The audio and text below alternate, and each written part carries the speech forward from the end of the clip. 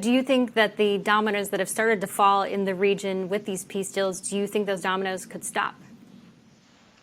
Well, they could definitely take a different direction. There'll be a certain, if, say, again, this is all very speculative, it's hypothetically, if the Democrats retake the White House, if they retake the Senate, then it may compel certain countries in the region to bind together with Israel, with the UAE, with Bahrain to form a united front against Iran, because Iran will be greatly empowered and enriched should the United States go back into the nuclear deal.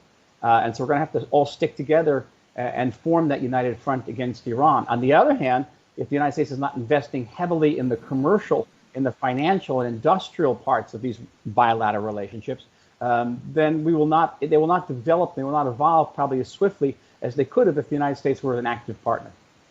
And on this issue of financial pain and sanctions, the Iranian regime has certainly felt the pinch of the regimes because of the Iranian nuclear deal and the United States pulling out and putting on sanctions.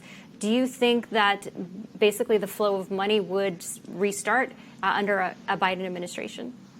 Well, just the vice president said that, and the potential vice president, Senator Harris, has said that as well. They said that they would renew the Iran nuclear deal.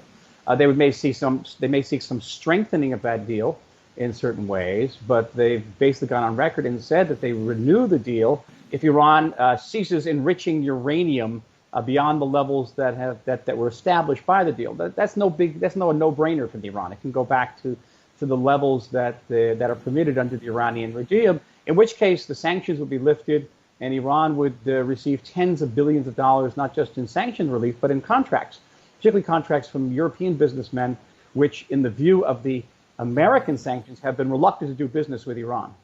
And those tens of billions of dollars that you mentioned, how much of that do you think will be flowing directly to terrorism that would be targeting Israel? 90%. It's a ballpark figure, but listen, during the years of the Iran nuclear deal, before sanctions were reimposed, Iran didn't build hospitals, it didn't build schools. It increased its support of terror by billions of dollars, buying tens of thousands of rockets which are aimed at Israel, trying to subvert and overthrow pro-American, pro-Western governments in this region. Huge swaths of the Middle East were conquered by Iran using both the wealth and the legitimacy provided to Iran by the Iran nuclear deal. There's every reason to assume that Iran will go back to doing exactly the same thing.